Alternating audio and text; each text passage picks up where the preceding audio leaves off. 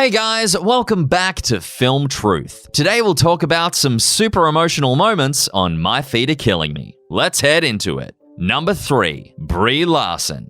Dr. Ebony Vincent discusses her new medical transformation series, My Feet Are Killing Me, which debuted on TLC on January 2nd. The show follows Dr. Vincent, an Orange County podiatrist, and Dr. Brad Schaefer, a New Jersey-based foot and ankle surgeon, as they radically transform the feet of their patients, and in turn, help to change lives forever. It's the shock value that gets people in, but I think the emotional and educational values are there so that people want to watch and want to take the journey with us, Dr. Vincent tells ET Canada, explaining that the show goes way deeper than what meets the eye. She explains that viewers are drawn to those types of shows because people like to be a little bit nosy. But at the end of the day, they just want to see other people get help. When discussing the recent surge of interest in similar jaw-dropping reality TV shows like the fan favorite Dr. Pimple Popper. I think everyone is rooting for that person who needs help, and that's also innate in us, she says. We want to see people succeed, so I think this series is a good way to demonstrate that for patients. With so many of her American patients appearing on the show with severe foot problems, ranging from life-threatening foot fungus to having too many toes, Dr. Vincent says it's not always up to them to wait until the last minute to seek help. She says, I believe there's always a story behind why they wait. Perhaps it's fear. Perhaps it's the psychology of the situation, such as, can I even deal with the surgery component? Then there's the issue of lack of healthcare access. Many times people simply don't have access to specialists in the area. They don't have access to a car to get to someone who can help them. There's also that element. Then you have no idea how the person's health is. For example, if they have a pre-existing condition that prevents them from having surgery, such as a heart condition or anything else that would make surgery dangerous.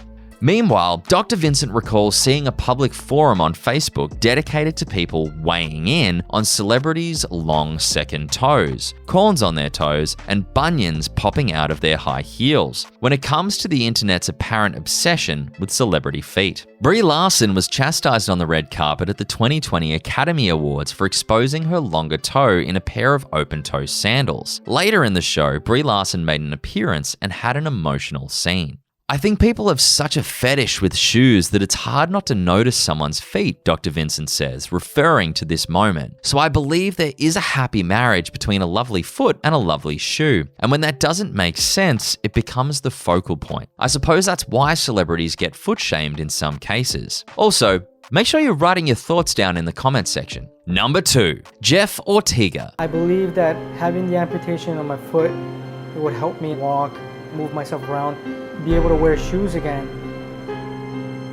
Before receiving a life-changing pair of shoes in My Feet Are Killing Me, a man whose cauliflower feet smelt like rotten cheese asked the doctor to consider amputation. Jeff Ortega, 30, of Deerfield Beach, Florida, who has Proteus syndrome, a rare condition characterized by an overgrowth of bones, skin, and other tissue, explains how his feet have swollen to an enormous size, making every task difficult in this particular episode of the TLC show. Both of my feet are heavy, especially my left, he says. Trying to lift it and maneuver it is extremely difficult because I always end up falling. It's extremely challenging. Proteus syndrome is also known as elephant man disease.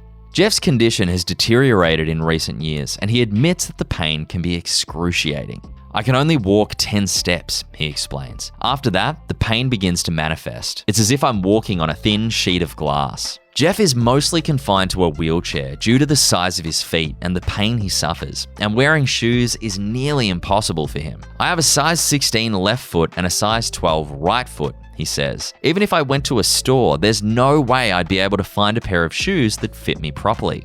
Jeff's feet are a huge source of embarrassment for him, aside from the pain. I can easily have a lot of smell if I don't take proper care of my feet, he explains. It smells like rotten cheese, says the narrator. Jeff is at a loss and has given up on his dream of becoming a professional football player after consulting multiple doctors. It hurts because I see athletes with regular feet and regular movements scoring goals and celebrating, he admits. I wish I had the ability to be that person. I really wish I could score a goal. Perhaps someday, but not right now.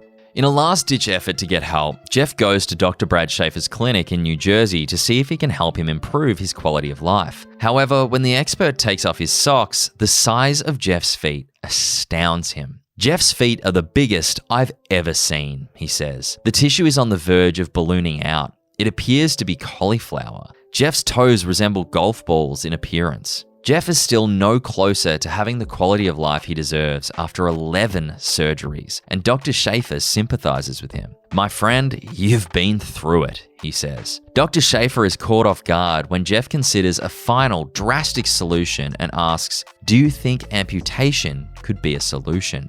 Dr. Schaefer, taken aback by Jeff's situation and question, gives an open and honest response. "It wouldn't be something I would do personally because I've seen how the bones continue to grow even after an amputation," he explains. "They can even be sharp and cut through the skin at times." The expert decides to make molds of Jeff's feet after managing Jeff's expectations. Jeff returns to Dr. Schaefer's clinic 6 weeks after his initial consultation. When Dr. Schaefer walks into his office, he's greeted with a brand new pair of custom-made sandals, his first pair of new shoes in 7 years. "I'm like blown away," Jeff says, his eyes welling up with tears. "To be honest, it feels like a dream come true. They're fantastic." Dr. Schaefer is overjoyed and hopes that the sandals will improve Jeff's quality of life by allowing him to walk more freely and comfortably. "All I wanted to do was find something that was simple to put on and would allow him to walk around the house safely." Jeff feels more at ease walking around in his new shoes than he has in years. He says, "I don't feel like I'm about to fall. It's as if I'm walking on clouds. There are no words to describe how I feel." Number 1, Paul Reed. Around there and he's like, "Oh my God, not again." Could it be extraterrestrial in nature?